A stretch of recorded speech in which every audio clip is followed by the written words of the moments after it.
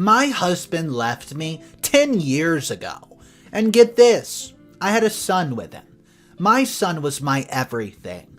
Well, it turns out my son decides to go live with his father and his new stepmother, and the reason he gave me is this. I don't want to live with you, Mom, because you're poor, and my stepmother is rich. Well, guess what? I haven't heard from him in 10 years. And 10 years later, after a very dramatic event happens, this is what my son has to say. I'm 48 and female and was married for 14 years to my ex-husband. We were very happy together and we had one son, Thomas.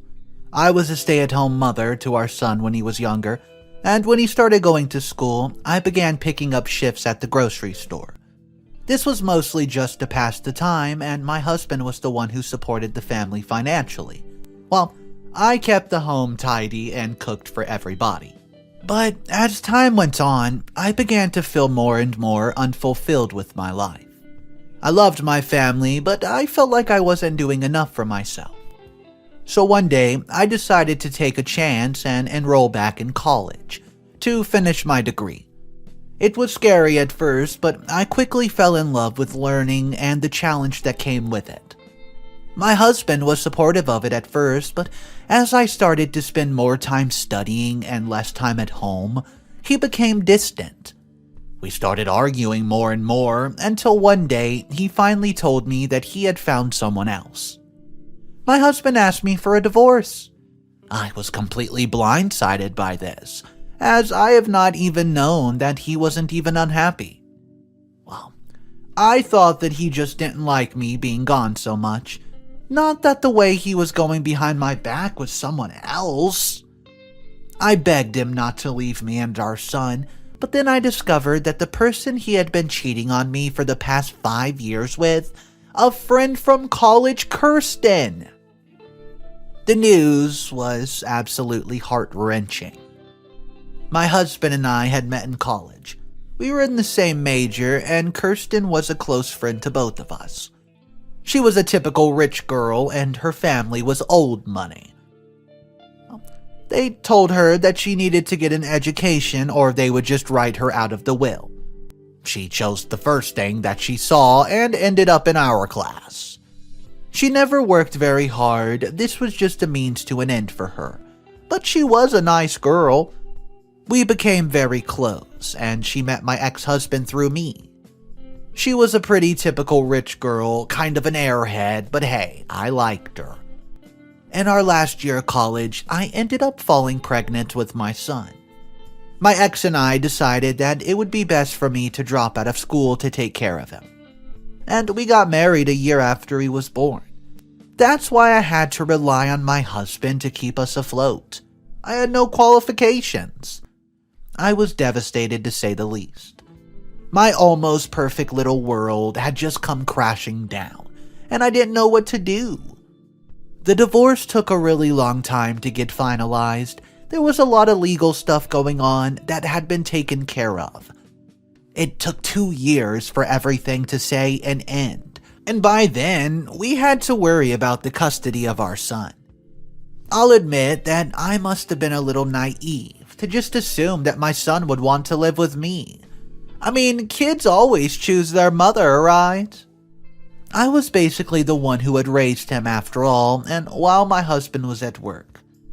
Well, imagine my surprise when my son, now 15, decided that he wanted to live with his father and his mistress instead. This completely took me by surprise, of course. I never expected that Thomas would choose his father over me. I tried to fight it in the courts, but I was ultimately unsuccessful. The judge thought that Thomas was old enough to choose who he wanted to live with. I wasn't even granted visitation. Can you believe that? Well, I suspect that my husband's new wife's connections had something to do with that. I asked my son why he had chosen his father, expecting a proper, well-thought-out answer. But no. He just told me that it's because his father was engaged to marry Kirsten, and that she was rich. He said that I wouldn't be able to provide him with the life he wanted as a grocery store employee. and he wanted a taste of luxury. Yeah, obviously I was completely devastated at this point. My own son, who I had loved from my entire heart for 15 years, had chosen money over me, his own mother. The woman who had raised him in my womb for 8 months, who took care of him when he was born prematurely. I thought that I'd raised him better than that I had instilled values that meant more than money, but I guess that I failed, huh? I was also pretty insulted that he still saw me as just a grocery girl. Sure, I was still picking up shifts, but that was mostly to pay for the legal fees to divorce. I was in the last year of my degree, and I had a job lined up after my graduation. Obviously, I wouldn't have been able to spoil him the way his new stepmother could, but it's not like he would have been living in poverty or something. It's been 10 years since I've seen my son. He's 25 now, and from what I can get, from looking at his social media pages, he's in grad school, studying to be a doctor. I've never been able to get over the loss of my son. It still just hurts as much as the day he left. And the fact that he didn't even try to contact me after all these years just makes it even worse. I tried to move on. I really did. I finished my degree and got a job at a law firm, working my way to a senior position. But no matter how successful I became, the hole in my heart remained the same. My ex-husband went to have 3 more kids with Kirsten, and Thomas seems to be pretty close to his siblings. Even though they're all so much younger than him, they just appear a lot on his social media, at least. A few weeks ago, I saw on the news that my ex-husband had died. It was a shock, of course, to read that he died of a heart attack. He'd been healthy as a horse when I've known him, but from the picture in the news article, he seemed to have gained a lot of weight. I guess that all rich person's food was just too much for him. His status as the husband of an heiress seemingly gave him enough status to warrant a news article covering his death, which, to be honest, I found ridiculous. He's just a man, a cheating, awful, disloyal man. But as much as I hated my ex-husband for what he did to me, I couldn't help but feel a sense of sadness wash over me. After all, he was still the father of my son, the man I've loved for so long, and now he's gone. I debated for a long time whether or not to go to his funeral. I wasn't sure if I was ready to face my ex-husband's family, especially Kirsten and my son. But eventually, I decided that I needed closure. I needed to say goodbye to the man who had once been such an important part of my life. So I put on a black dress, grabbed a tissue, and headed to the funeral home. The funeral was small, with just a handful of people. My ex-husband's parents were there, along with his siblings and their kids, and they all looked happy to see me. They were never fans of Kirsten. I haven't kept in touch with them over the past 10 years, but while everything was going down, they all told me that they believed their son to be in the wrong.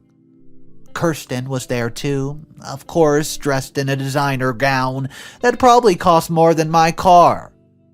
Her 3 kids were huddled around her crying. This sounds awful, but I thought that I would feel a little bit of smugness at the funeral. I feel bad for saying it, but it felt like a victory. That his life wasn't the perfect fairy tale he dreamed of when he left me. But it's hard to feel happy about anything when there are 3 fatherless children crying. It's sad, and no part of me felt glad in any way. As the service began, I sat towards the back of the room, not wanting to draw too much attention to myself. My ex-husband's father gave a short eulogy, talking about his son's life and how much he loved his children. I couldn't help but feel a little bit bitter about that. He loved his child enough to cheat on his mother and tear their family apart. Kirsten was crying openly, and I could see my son holding her tightly, his face buried in her shoulder. He looked so different than the last time I saw, all grown up and sad. It was strange, but I didn't feel a thing when I saw him. There was always a pang in my chest when I stalked his social media pages. It always felt like I wanted to reach out and touch him, but seeing him in person, I didn't feel a thing. No motherly instincts to go hug him. No affection.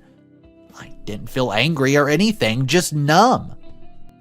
I left before the service ended.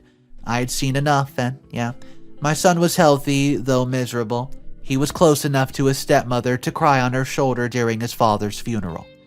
I guess I wanted to see how he was doing in person and make sure he was eating well, and I'm glad I did. But to be honest, I probably won't be checking his social media anymore. I guess I'm still a little bitter deep down that he chose his father over me. With the closure that came from seeing my ex-husband in a coffin, I guess that chapter of my life is over now.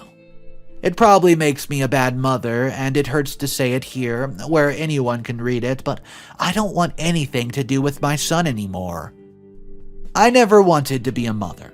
I got pregnant by accident and decided to keep him. But it was never in my plans to have a family. I wanted to travel the world, do exciting things, but I ended up having to give up my dreams to raise my son. I became the sad little housewife who watched her husband leave for work every day. Over the past 10 years, I've had the opportunity to travel, to do everything I've always wanted. My work hours, they're flexible, and I get a good salary. I guess I didn't realize it until now, but I'm happy. I always thought that if I could go back on time and change one thing, I'd somehow manage to convince my son to choose me. But I think that I was wrong. The one thing that I'd change is I'd stay the heck away from his father and Kirsten.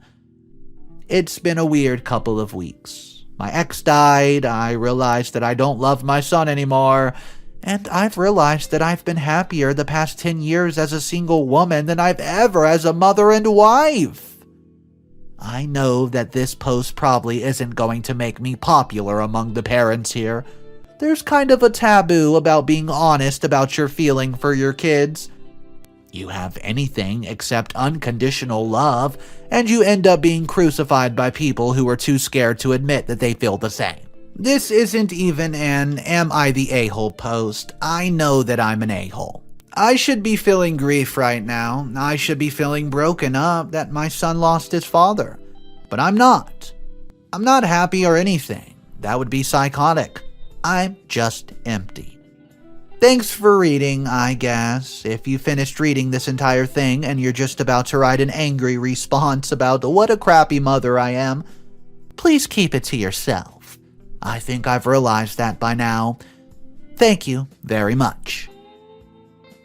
What's up, guys? Mr. Reddito here. So today's story took a crazy turn. I did not expect OP's feelings to come out like that after the funeral. Let me know what you thought about it in the comments down below. But just so you know, there is updates. And update number 1 is kind of shocking. The title for update number 1 is "My Son Called Me." Guys, if you're new to the channel, make sure you subscribe for daily videos.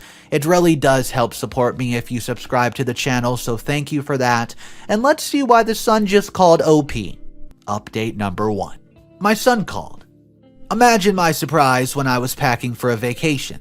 My phone rang, and it was the son who basically cut me out of his life for 10 years. After everything that happened, all the mental energy I used up going to my ex's funeral, I decided that I needed a couple of weeks to myself to heal and chill. I had a lot of vacation days built up, so I booked a 2-week vacation to Thailand. Non-refundable, of course. So I was packing, ready to leave in 2 days when my son called me. Obviously, after 10 years, I didn't have his number, so I had no idea who it was. I don't know that I would have answered it if I've known it was him, if I'm being brutally honest with myself. He called me Mom, which was super jarring. Obviously, I haven't gone by that in 10 years. It used to feel like such a vital part of my identity, and now it just feels so foreign. I didn't even recognize his voice. It was all grown up and manly. The last time we talked, his voice was still cracking in every other sentence. Obviously, it's the mother that made me realize who he was. Honestly, I just kind of froze. I didn't know what to say. It was like a war in myself. I knew that I should have been gushing, brought to tears, just by the sound of his voice after such a long time. He seemed to be expecting that because there was an awkward pause where it seemed like he was waiting for me to get choked up. And when I didn't, he seemed a little disappointed. The call was pretty short. I barely said 2 words the entire time, and I think that they were good and bye. He wants to meet for lunch, 3 days away from now. When I'm supposed to be sipping cocktails on a beach in Thailand, trying to forget about his existence, honestly, my instincts were to say no. I mean, guys, the trip's non-refundable and it's Thailand. And I got a little kick out of imagining myself turning down for the sake of money, just like he did to me. But in the end, I agreed. I suppose I should see him at least once. Maybe it was seeing him again that just kinda shocked my system. He's not the little boy that I remember, and that's why I don't feel maternal feelings towards him. That's why I'm hoping, at least. Update number 2. So, I picked a cheap dinner for our meeting. It was close to my apartment and the food was mediocre. But it didn't matter too much. I was more focused on what I was going to say to my son. I had no idea what to expect from him, what he wanted to say to me, or what he wanted from me. To be honest, I think I may have chosen a cheap place of some remaining pettiness that he chose money over me. I can't afford a better place, of course, no doubt. But deep down, I don't know if I want to spend the money that wasn't good enough for him back then on him now. When he arrived, I noticed how much he looked like his father. My ex-husband had always been a good-looking man, and my son had inherited his features. It was strange to see him in person again, but I didn't feel the same numbness that I felt at the funeral. Instead, I felt anxious, like something terrible was about to happen. We sat down across from each other, and I saw how much he's grown. He was no longer the little boy who used to run around the house and drive me crazy. He was a man. He was a stranger. And I didn't know how to talk to him. We made a little small talk, but he looked anxious. It felt like a bomb was about to drop, and I was scared. He looked like he was working himself up to ask me something, which made me nervous. Whatever it was, I didn't know what the answer would be. So eventually, once we've eaten, he dropped the bomb. His stepmother had kicked him out. He was broke. He needed my help. I froze when he said those words. He needed my help? My son, who had cut me out of his life for 10 years, was sitting in front of me asking for help. I didn't know how to react. A part of me wanted to lash out, to ask him why he thought he could just waltz back into my life and ask for a handout. But another part of me knew that I couldn't turn him away. When I asked him what happened, he told me that Kirsten had been cheating on his father for the past year, and my ex-husband had been too blind to see it. When he died, she kicked her son out of the house, and she kept all of the money with her. Well, I felt a pang of sympathy from him. I knew what it was like to be betrayed by someone that you loved, but at the same time, it felt like justice. I told him that I had to think about it, and that I would call him in a few days. Well, that was yesterday, and I've been frantic ever since, trying to figure out what I'm going to do. On one hand, I feel for my son. It's disgusting that that woman he treated as a mother for 10 years had just completely disowned him. Clearly, she only cared for her biological children. And once my ex died, she saw no reason to continue caring about my son. He's only got 2 more semesters left of grad school before he graduates, but now he's broke. He can't afford the rest of his tuition, as it had always been paid out of pocket. It's too late for him to get student loans at this point, and he can't even pay his rent. I know that it's a mom's job to take care of her child, no matter how old they are, but I also can't help but feel resentful. Resentful that he cut me out of his life for 10 years, and now he's coming crawling back expecting everything from me. But then again, I am his mother. And a mother's love is supposed to be unconditional, right? I just don't know if I have it in me to forgive him so easily. And even if I do forgive him, how can I trust him again? How can I trust that he won't just disappear from my life again, leaving me with this bitterness and resentment? I don't know what I'm going to do. All I know is that my vacation to Thailand has been canceled and my life's been turned upside down once again. Part of me wanted to just give him the money and be done with it, but another part of me knows that it isn't that simple. If I gave him the money, would he just disappear again once he didn't need anything from me? Could I trust him to come back? Pay me back? Could I trust him to not just use me for the money for something else? Hopefully, you guys can come up with some useful advice because I'm really at a loss here. I have literally no idea what to do.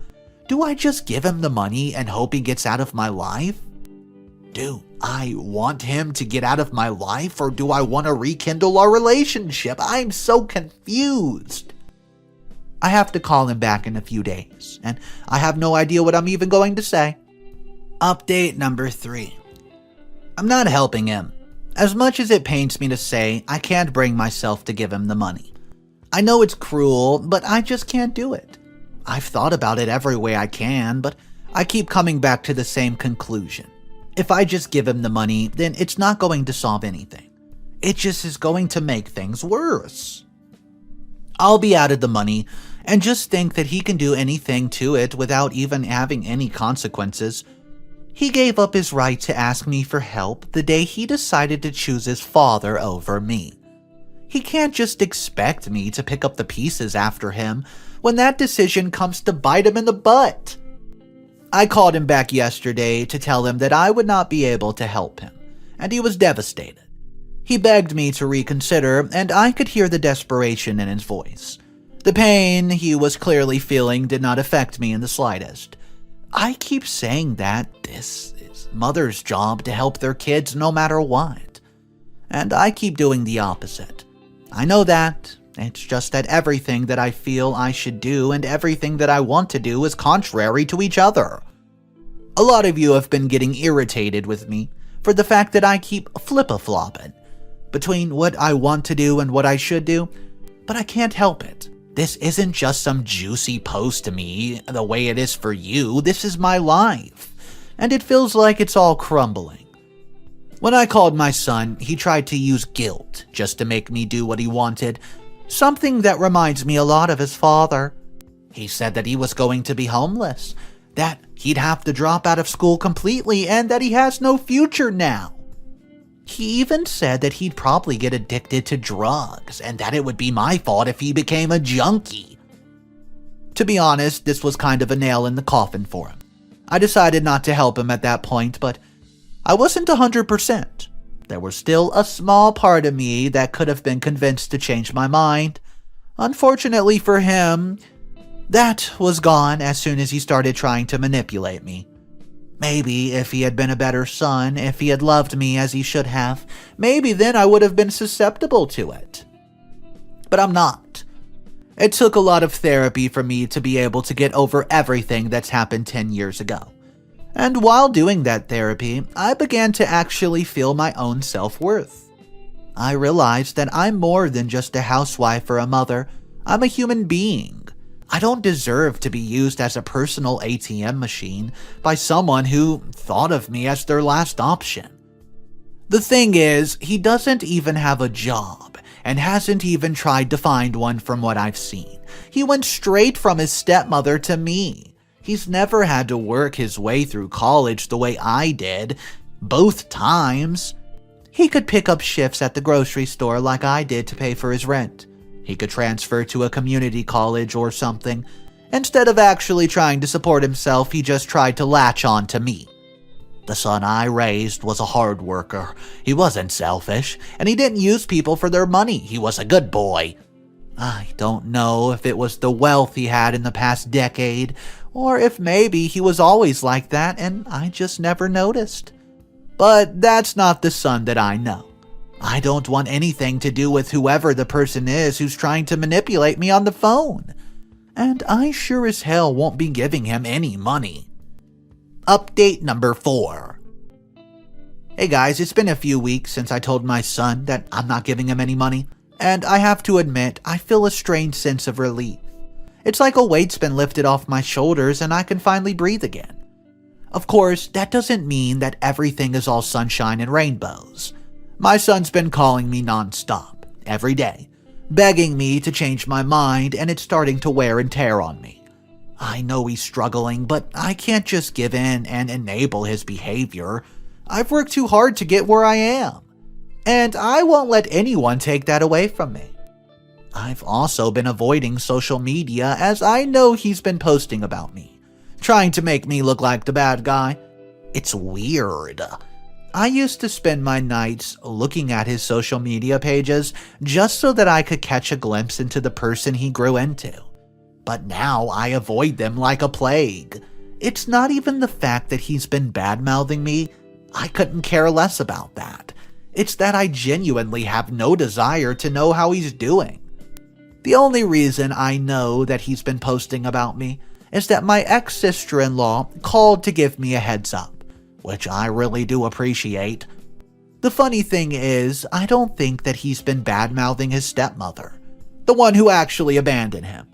It seems he doesn't have such high expectations of her, even though she's the one he chose over me. The one he decided that he'd rather be raised by. It's been difficult, but I know I made the right decision. I couldn't just sit there and let him manipulate me as his father did. I refuse to be a doormat. I've been trying to focus on myself, but it hasn't been easy. There's a lot of mom guilt involved in my decision. Even though my vacation was non-refundable, I've decided to book a new one. Since I ended up canceling last time, I still have all my vacation days anyways. I am going to spend a month in Thailand, just relaxing and taking care of myself. Do I feel guilty about the cost of the vacation could probably pay for my son's rent for 3 months? Yes, I do. I really do. Am I going to let that stop me from going to Thailand? No, I'm not. I'm going to relax. I'm going to get drunk on a beautiful beach. And I'm going to get a massage every day if I want to. There will be no expectations, no demands, no work, just pure relaxation. Update number 5. A few months later, a final update. So, I thought I should give you guys one final update on how I've been doing. A lot of you have been asking, so, well, I had a wonderful time on vacation. I wish I could have stayed there longer. But by the end, I was missing my own bed a little. I hadn't taken a real vacation in a long time, so it was nice to just relax. My job takes me all over, but these trips always need me to be on the go, meeting people and stuff. This was just pure bliss. I got badly sunburned though, but it became a good tan. I haven't heard from my son. I turned my cell phone off as soon as I got to the airport to fly out, and I didn't turn it back on till I got back home. Guys, that's not an exaggeration. I actually did that. It made the whole flight thing kind of difficult because everything's digital now, and I wasn't able to use a translator app when I got there, so it was kind of inconvenient. But it felt like I had a huge weight off my shoulders, knowing that there wasn't another barrage of text messages incoming from my son calling me all sorts of names. When I got back home and turned it back on, there was over 100 messages, but I didn't even read them. Just deleted them right away and blocked his number. So things have been pretty peaceful since then. I'm hoping that things will stay this way. There's always the chance that something could happen, some new drama, but I'm praying that things will just stay easy for the next while. Thanks to everyone who gave me advice on how to deal with all this. It wasn't all kind, it wasn't all useful, but I appreciate that you guys took the time out of your day to try to help out someone that you don't even know.